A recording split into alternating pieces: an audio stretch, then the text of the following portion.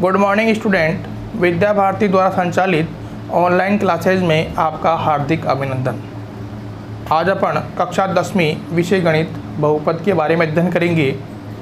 इससे पहले वाले वीडियो में हमने पूर्ण वर्ग विधि व श्रीधराचार्य विधि द्वारा बहुपदों को हल करना सीखा था।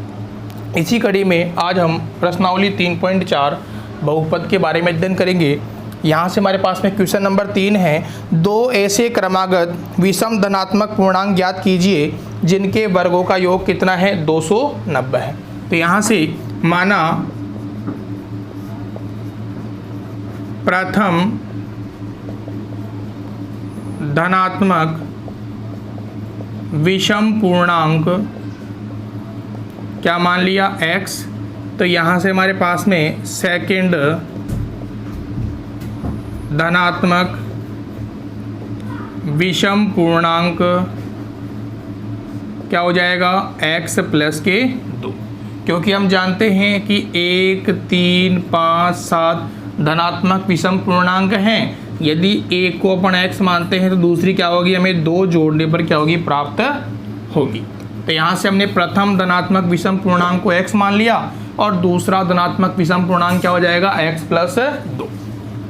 अब प्रश्न कह रहा है कि दोनों के वर्गों का योग कितना है, 290 है। तो यहाँ से हम क्या करेंगे, x का स्क्वायर प्लस x प्लस 2 का स्क्वायर बराबर कितना है, 290। सरल करेंगे, x स्क्वायर इसे हम खोल देंगे a प्लस बी के होल स्क्वायर से, तो x स्क्वायर प्लस के 4x प्लस के 4 बराबर 290।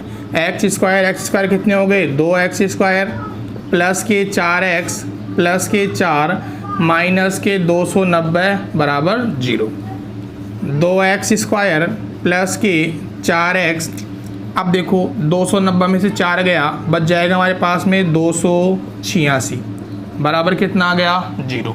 अब देखो सब में क्या निकल रहा है, 2 कॉमन निकल रहा है, 2 कॉमन निकाल लेंगे।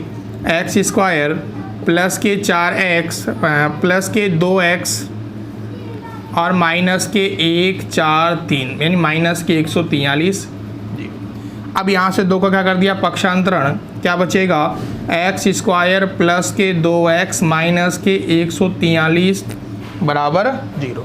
तो ये हमारे पास में क्या बन चुका है, एक द्विघात समीकरण बन चुका है। और द्विघात समीकरण को हल करने के लिए हमारे पास में 3 विधियां हैं, गुणनखंड विधि है, पूर्ण वर्ग विधि है और श्रीधराचार्य विधि है। अब यहाँ पे प्रश्न में हमें दिया हुआ नहीं है कि इस विधि से करना है, तो हमारी इच्छा है हम किसी विधि का इसके अंदर प्रयोग कर सकते हैं। तो देखो यहाँ से 1 को गुणा करेंगे 143 से, तो कितना आएगा, 143। अब 143 के ऐसे टुकड़े करने हैं, कितना आना चाहिए, 2 आना चाहिए। देखो हम जानते हैं 13 गुणा 11, 11 33 के 3 हासिल के 3, 11 33, 11 एकम 11 और 3 कितने हो गए, 14। तो कितना आ गया, 143। और 13 में से 11 जाएगा, क्या बच जाएगा, 2 बच जाएगा। तो हमारे पास में जो टुकड़े हैं वो क्या हो गए, x square plus 13 minus 11x minus के 143 बराबर क्या हो जाएगा, 0। यहाँ से x स्क्वायर प्लस के 13x माइनस के 11x माइनस के 143 बराबर क्या हो जाएगा, 0। यहाँ से हम 2 के जोड़े बनाएंगे, तो यहाँ से x कॉमन निकाला, x प्लस के 13 माइनस के 11 कॉमन निकालेंगे, x प्लस के 13 बराबर क्या हो गया, 0। समान पदों को एक तरफ, असमान पदों को एक तरफ, तो x प्लस 13 x माइनस 11 बराबर 0। दोनों पदों को अलग अलग करेंगे तो x प्लस 13 बराबर हो जाएगा 0। तो x का एक आंसर कितना आएगा, माइनस का 13। इसी प्रकार x माइनस 11 बराबर 0, x का दूसरा आंसर कितना आएगा, प्लस के 11। अब देखो धनात्मक विषम पूर्णांक है, तो जो हमारे पास में ऋणात्मक मान है वो तो क्या हो जाएगा, निरस्त हो जाएगा। तो हमारे पास में जो x का आंसर है वो कितना आएगा, प्लस के 11। तो यहाँ से हमारे पास में जो फर्स्ट धनात्मक पूर्णांक है वो क्या मान रखा है हमने, x। तो x का आंसर कितना आ जाएगा, 11। और सेकंड धनात्मक पूर्णांक हमने क्या मान रखा है, x प्लस 2, तो 11 प्लस 2 यानी कितना आंसर आ जाएगा हमारे पास में, 13। यानी कि 11 और 13 दो ऐसी धनात्मक पूर्णांक संख्याएं हैं जिनके वर्गों का योग कितना है, 290 है।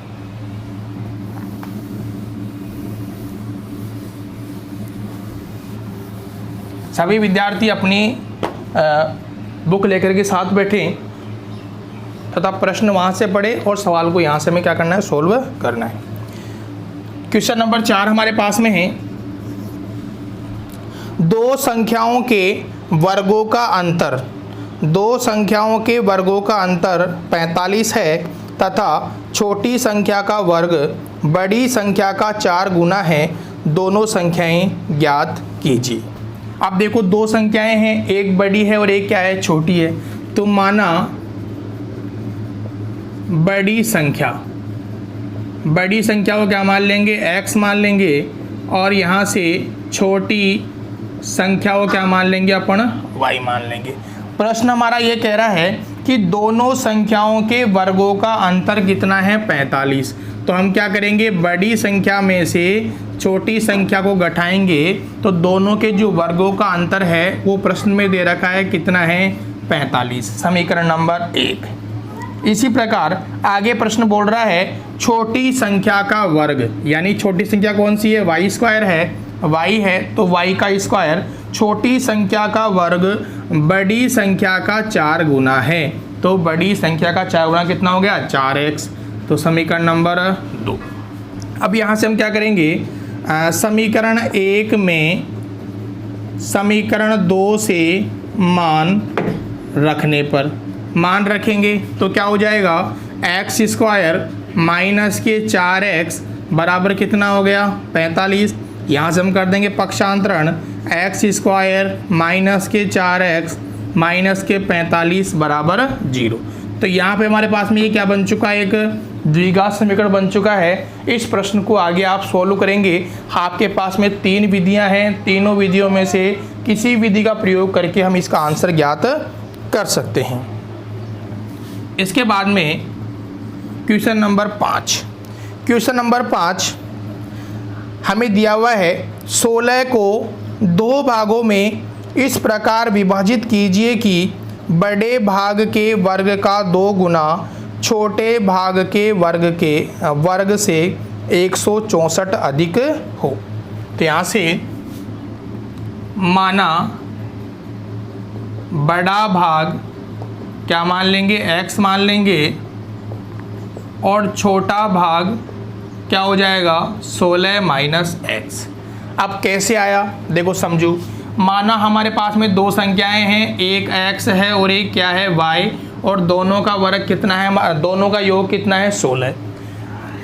x क्या है, बड़ा है, और y क्या है हमारे पास में, छोटा है। तो x का मान निकालेंगे तो y का मान निकालेंगे अपन, तो क्या हो जाएगा, 16 माइनस x। यानी कि बड़ी संख्या क्या है, x है, तो छोटी संख्या क्या हो जाएगी हमारे पास में, 16 माइनस x। अब यहाँ से प्रश्न हमें कह रहा है कि 16 को 2 भागों में इस प्रकार विभाजित कीजिए कि बड़े भाग के वर्ग का 2 गुना, बड़े भाग के वर्ग का 2 गुना। तो देखो बड़ा भाग कौन सा है, x, इस x के वर्ग का 2 गुना, यानी क्या हो गया हमारे पास में 2x स्क्वायर। आगे कह रहा है 2 गुना छोटे भाग के वर्ग से 164 अधिक है, यानी कि छोटे भाग के वर्ग से 164 क्या है, अधिक है। ये हमारा प्रश्न की लैंग्वेज है। प्रश्न ये कह रहा है बड़े भाग के वर्ग का 2 गुना छोटे भाग के वर्ग से 164 क्या है, अधिक है। तो यहाँ से हम सरल करेंगे, 2x स्क्वायर 16 का वर्ग करोगे 256, x का वर्ग करोगे x स्क्वायर माइनस 16 दूना 32x प्लस के 164।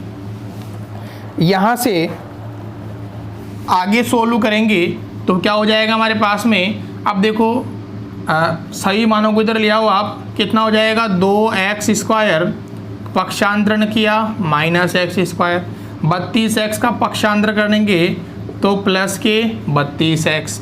इसी प्रकार 256 और 164 हमारे पास में हो गए 6 4 10 के 0 हासिल 1, 6 6 12 के 2 हासिल 1 420 किसके हो जाएंगे माइनस के, बराबर क्या हो गया 0।